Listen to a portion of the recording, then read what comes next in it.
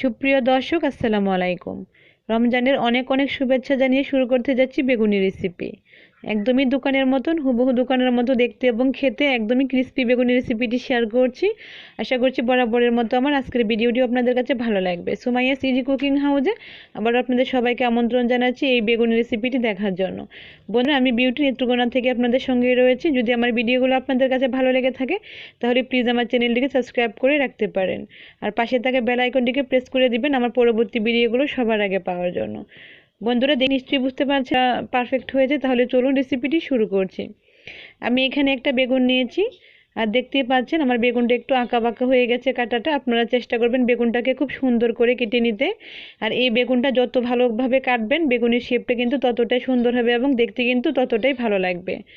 এখন এর মধ্যে আমি হাফ চা চামচ লবণ দিচ্ছি এবং পানিতে লবণ পানি দিয়ে কিন্তু এই বেগুনটা অবশ্যই 1 ঘন্টা অথবা আধা ঘন্টার জন্য ভিজিয়ে রাখতে হবে। তবে আমি এটাকে 20 মিনিট এভাবে রেখে দেবো, আমার হাতে খুবই অল্প। আর এই পাশে দেখতেই পাচ্ছি নিয়েছি হাফ কাপের মতো বেসন, যেহেতু আমি এখানে একটা বেগুন নিয়েছি।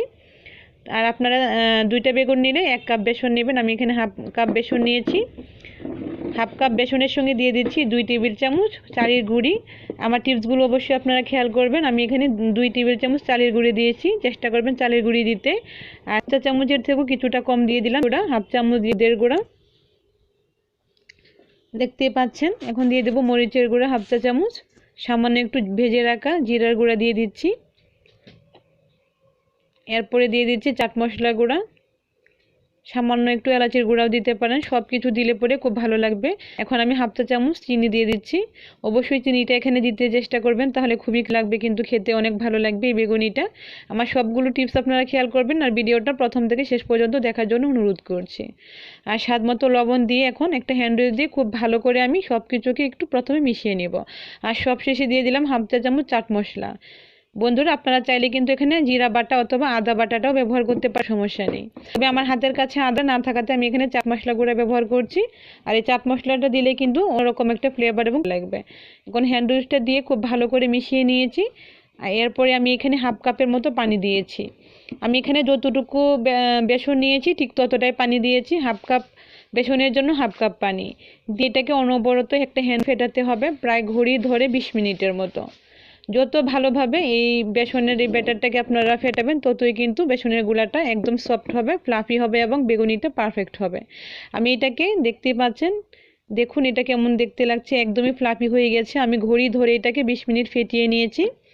আমি আরও কিছুক্ষণ যত ভালোভাবে এই বেসনের গুঁড়াটা ফেটানো যাবে ততই কিন্তু এই বেগুনিগুলো খেতে অনেক ভালো লাগবে এবং মুচমুচে থাকবে অনেকক্ষণ সময় ধরে।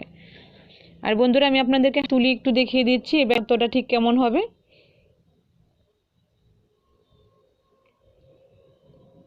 বন্ধুরা, চালের গুঁড়িটা কিন্তু অবশ্যই দিতে হবে, তাহলে পরে এই বেগুনিটা ক্রিস্পি হবে। আর এই দেখুন, হাতে একটা আঙুল দিয়ে চুবিয়ে দেখবেন এইভাবে টপ টপ করে যখন ফুটাগুলো পড়বে, দেখবেন ফুটাগুলো পড়ার পরে কিন্তু একটা মিলিয়ে যাচ্ছে না। আর এই দেখুন, তখন বুঝতে হবে যে ব্যাটারটা একদমই ঠিকঠাক আছে। বন্ধুরা, আমার এই ব্যাটারটা একদমই ঠিকঠাক আছে। এখন আমি খুব ভালো করে পানিতে ভিজিয়ে রাখা বেগুনগুলোকে আরও 2-3 বার নর্মাল পানি দিয়ে ধুয়ে নেব। ধুয়ে আমি বেগুনগুলো তৈরি করার জন্য চুলায় কড়াই বসিয়ে দিয়েছি, পর্যাপ্ত পরিমাণ তেল গরম করে নিয়েছি। এখন একটা করে বেগুন কেটে বেগুন আমি এই ব্যাটারটার মধ্যে চুবিয়ে আমি তেলের মধ্যে দিয়ে দিব। আর তেলটা খুব ভালো করে গরম করে নিতে হবে।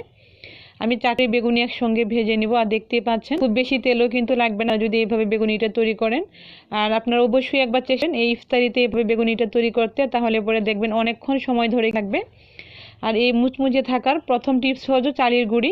বন্ধুরা, এখানে অবশ্যই চালের গুঁড়ি এবং চিনিটা অ্যাড করতে হবে, তাহলে অনেকক্ষণ সময় ধরে মুচমুচে থাকবে কিন্তু বেগুনিগুলো। আর দেখুন তেলটা খুব ভালো, বেগুন একটা একটা করে বেগুন ছেড়ে দিয়েছি। আর মাশাআল্লাহ করে খুব সুন্দর কিন্তু ফুলে গেছে।